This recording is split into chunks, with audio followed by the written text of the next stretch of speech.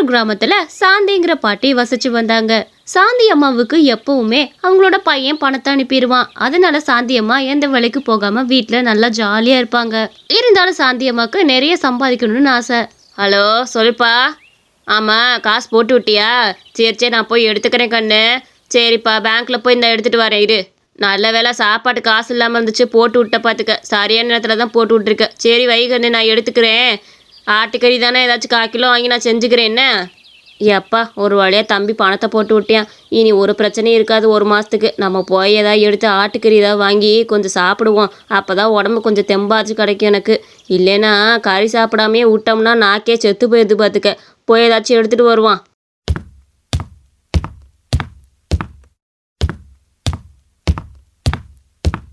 அடடடடா, இந்த கொய்யாக்கா செடியை யார் இங்க வச்சிருப்பா? அழகா இந்த தொட்டிக்குள்ள வச்சுட்டு போயிருக்காங்களே, பார்க்கவே அருமையா இருக்குது. பேசாம இதை எடுத்துட்டு போய் வீட்டுல வளர்த்துக்கலாம் நம்ம. அப்ப தண்ணி ஊற்றி வளர்த்தோம்னா நிறைய கொய்யாக்கா கொடுக்கும். ஆசையா இருக்குது இந்த மரத்தை பார்க்கவே. ரொம்ப சுத்தமான மரமா இருக்கு, எடுத்துட்டு போயிருவோம். ஏண்டா சின்ராசு, என்னது இது கையில மரத்தோட நின்றுட்டு இருக்கிற? ஆகா, இந்த மரம் பார்க்கவே ரொம்ப பளிச்சுன்னு அழகா இருக்கேடா. எங்க அதை கொடு பாப்போம். ஆமா, இதை வச்சுக்கிட்டு இங்க என்ன பண்ணிக்கிட்டு இருக்கிற? இங்கிட்டு வந்தேன் பாட்டி. இந்த மரம் கீழே இருந்துச்சு, அதான் இதை எடுத்துட்டு போய் வீட்டில் நட்டு வச்சு வளர்க்கலான்னு முடிவு பண்ணிட்டேன். நல்லா ஃப்ரெஷ்ஷாக வேற இருக்குதா.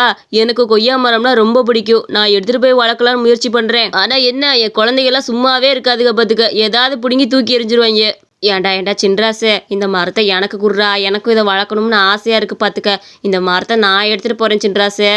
எனக்கு வீட்டில் யாரும் இல்லை, ஒத்தையில் இருக்கிறதுக்கு இந்த மரத்துக்குள்ளேயாவது உட்காந்து பேசிக்கிட்டு இருப்பேன்ல. கொண்டாப்பா, இதை நான் எடுத்துகிட்டு போகிறேன், எதுவும் கோச்சுக்காது என்ன? அதுக்கு என்னம்மா, தாராளமாக எடுத்துகிட்டு போங்க. யார் வளர்த்தாலும் மரம் மரம் தானே. இந்தாங்க, தாராளமாக எடுத்துகிட்டு போங்க. சாந்தி அம்மாவும் அந்த மரத்தை வாங்கிட்டு வீட்டுக்கு போனாங்க. ராத்திரி நேரத்தில் தன்னோட வீட்டுக்கு முன்புறம் அந்த கொய்யா மரத்தை நட்டு வச்சுக்கிட்டு இருந்தாங்க. எப்பா, கொய்யா மரம் சீக்கிரம் வளர்ந்து வா. உங்ககிட்ட இருந்து வர கொய்யா பழத்தை எடுத்துட்டு விற்றேன்னா எனக்கு கொஞ்சம் காசாச்சும் கிடைக்கும்ல. தனியாக இருக்கிறதுக்கு உங்ககிட்ட தினமும் வந்து நான் பேசுகிறேன், நீ கவலைப்படாத என்ன. கொஞ்சம் சீக்கிரம் வளர்ந்து வா கொய்யா மரமே. கொஞ்ச நேரம் அந்த பாட்டி விளையாட்டுத்தனமாக பேசிட்டு அங்கேருந்து கிளம்புனாங்க. காலையிலையும் ஒரு வழியாக விடிஞ்சிச்சு. அப்போதான் அவங்களுக்கு ரொம்ப அதிர்ச்சி காத்திருந்தது. அட கடவுளே, என்னது இது? நைட்டு வச்ச மரம் அதுக்குள்ளே எப்படி இவ்வளோ பெரிய மரமாக வளர்ந்துச்சு? ரொம்ப ஆச்சரியமாக இருக்குது. ஒருவேளை இது மாயாஜால மரமாக இருக்குமோ? எப்படி நைட்டு வச்சதுக்குள்ளே இவ்வளோ பெரிய மரம் வளர முடியும்? அட, எனக்கு ரொம்ப சந்தோஷமாக இருக்குது. இந்த கொய்யா பழம் கூட இதில் பழுக்க ஆரம்பிச்சிருச்சே. இதெல்லாம் பிடுங்கிட்டு போய் வியாபாரம் பண்ணால் எனக்கு நிறைய காசு வரும். கடவுளே, உனக்கு ரொம்ப நன்றி. இந்த மரத்தை எப்படி வளர்ந்துச்சுன்னே தெரில, ஆனால் எனக்கு ரொம்ப சந்தோஷம். அந்த பாட்டி ரொம்ப சந்தோஷமா அந்த மரத்துல இருக்க கொய்யா பழங்களை எல்லாம் பறிச்சுக்கிட்டு இருந்தாங்க. ஆஹா, நம்ம நினைச்சதை விட நிறைய கொய்யா பழம் கிடைச்சிருக்குது. இதை கொண்டு போய் வித்தா நமக்கு நிறைய வருமானம் வரும். இப்பயே எடுத்துட்டு போலாம். வாங்க வாங்க, கொய்யாப்பழம் 1 கிலோ 10 ரூபாய்க்கு கொடுக்குறேன். வாங்கம்மா வாங்க. அட, என்ன பாட்டி, கொய்யாப்பழம் வியாபாரம் பண்ண ஆரம்பிச்சிட்டீங்க போல. ரொம்ப நல்ல விஷயமா இருக்குது. ஆமா, நிறைய கொய்யாப்பழங்கள் இருக்குது. 1 கிலோ 10 ரூபாய்க்குன்னா பரவாயில்லையே பாட்டி. ஆமாம்மா, இனி கொய்யாப்பழம் எல்லாமே கம்மியான விலையில உங்களுக்கு கிடைக்கும். தினம் தினம் வாங்கிக்கோங்க என்ன. சாந்தியம்மா, எனக்கு ஒரு 5 கிலோ கொய்யாப்பழம் கொடு. இந்த கொய்யாப்பழம் மட்டும் வீட்டில் இருந்துச்சுன்னா தேவைங்கிறப்ப நான் எடுத்து எடுத்து சாப்பிட்டுக்குவேன். எனக்கு ஒரு 5 கிலோ போடுமா. அங்க வந்த மக்கள் எல்லாரும் அந்த கொய்யாப்பழத்தை விரும்பி வாங்கிட்டு போனாங்க. பாட்டியோட கொய்யா பழங்களும் கொஞ்ச நேரத்துல காலியாச்சு. அப்பா, எல்லா கொய்யா பழங்களும் ஒரு வழியா காலியாயிருச்சுப்பா. இன்னைக்கு நல்ல வருமானம். கடவுளே, எனக்கு ஒரு நல்ல வருமானத்தை கொடுத்துருக்குற. ஏண்டி சாந்தி, என்கிட்ட ஒரு வார்த்தை சொல்லியிருந்தா நானும் கொய்யாப்பழம் வாங்க வந்திருப்பேன்லடி.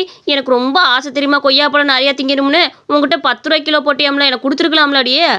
ஐயோ, மன்னிச்சிருடி, கொய்யாப்பழம்லாம் தீந்து போயிருச்சு. நீ ஒன்றும் கவலைப்பட வேணாம். சாயந்தரம் போல் வீட்டுக்கு வா, நான் பறித்து கொடுக்குறேன். இதை விட நிறைய கொய்யாப்பழங்களே அங்கே இருக்குது. நீ கவலைப்படாமல் வா, சாயந்தரம் நிறைய கொய்யாப்பழத்தை பறித்து தரேன். ஃப்ரீயாகவே தரேன், வாங்கிட்டு போயிட்டேன். சரிடி, அப்போ நைட்டு போல் வரேன். சாயந்தரம் இந்த கோயிலுக்கு போகிறேன் பார்த்துக்க. அதனால நைட்டு போல் வரேன். நிறையா கொய்யாப்பழம் வச்சிரு. 2 பேரும் கொஞ்ச நேரம் உட்காந்து பேசிட்டு அப்படியே வரேன் என்ன. இனி மறக்காமல் கொய்யாப்பழத்தில் பறித்து வச்சிருடி, நான் வந்துடுவேன். அந்த பாட்டியும் நைட்டு நேரத்துல கொய்யாப்பழம் வாங்குறதுக்காக பார்த்தாங்க. அங்கதான் ஒரு அதிர்ச்சியான விஷயத்த பார்த்தாங்க. அட கடவுளே, இது என்னது இது? அந்த பொண்ணை பார்க்க பேய் மாதிரில இருக்குது. ஐயோ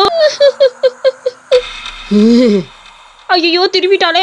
ஐயோ, என்னைய ஒன்றும் பண்ணிடாதம்மா, நான் போயிடுறேன். ஐயோ கடவுளே, பேய். அந்த பேயை பார்த்ததுமே அந்த பாட்டி ரொம்ப பயந்து ஓடி போயிட்டாங்க.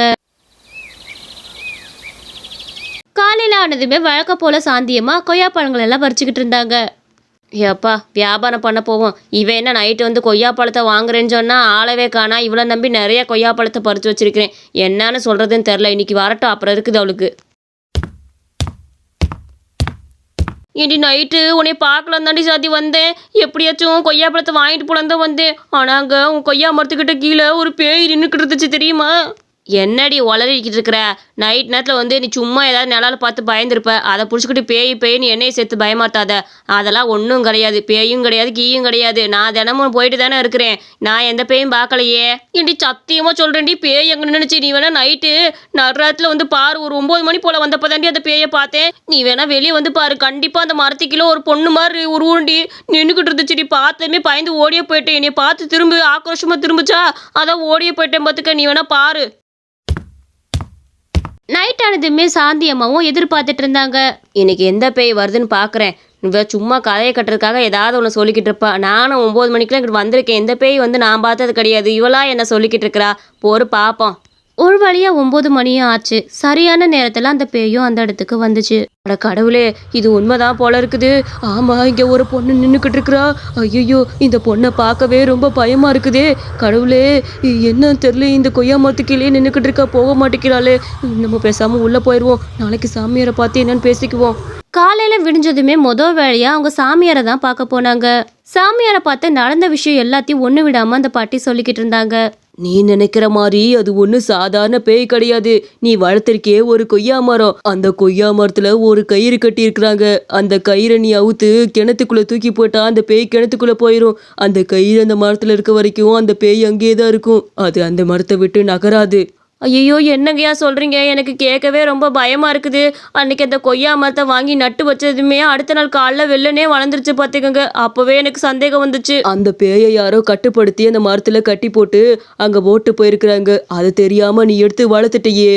இனி நீ அந்த மரத்துல இருக்க பேய விரட்டணும்னா அந்த கயிறை கழட்டிட்டு போய் உடனடியாக கிணத்துக்குள்ள போடணும். இல்லைனா கண்டிப்பா அந்த பேய் அந்த மரத்தை விட்டு போகாது. பழைய வீடு ஒன்று இருக்கு, அதுக்கு முன்னாடி ஒரு கிணறு இருக்கு. அந்த சைடு யாரும் போக மாட்டாங்க. எப்படியாச்சும் அந்த கயிறை எடுத்துட்டு போய் போட்டுரு.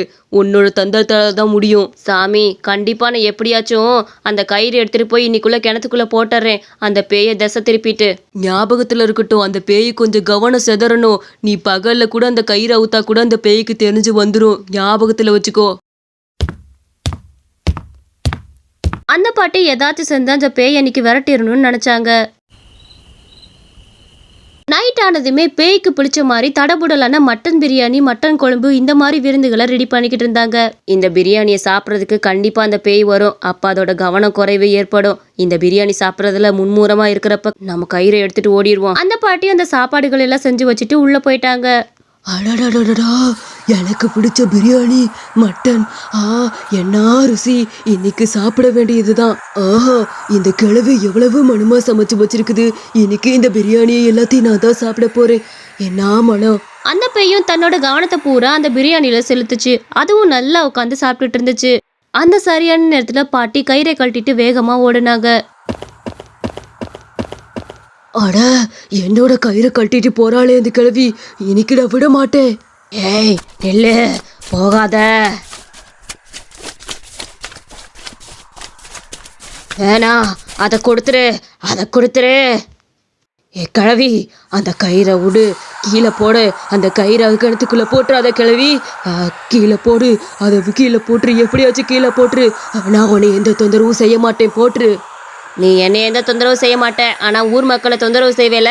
இந்த கிணத்துக்குள்ளே நீ அடைஞ்சுக்கட. அப்போனா தான் உனக்கு இனிமேல் வெளியே வரணுன்ற எண்ணமே வராது. அந்த பாட்டி அந்த பேய் கெஞ்ச அந்த கயிறை கிணத்துக்குள்ள போட்டு விட்டாங்க. அந்த கயிறை உள்ள போட்டதுமே அந்த பேயும் கிணத்துக்குள்ள போயிருச்சு. ஒரு வழி அந்த பேயை அடக்கியாச்சு. இனி இந்த பேயினால எந்த தொந்தரவும் வராது. இந்த கதை உங்களுக்கு பிடிச்சிருந்துச்சுன்னா மறக்காம நம்ம அனிமேஷன் ஸ்டோரிஸ் சேனலுக்கு சப்ஸ்கிரைப் பண்ணிக்கோங்க.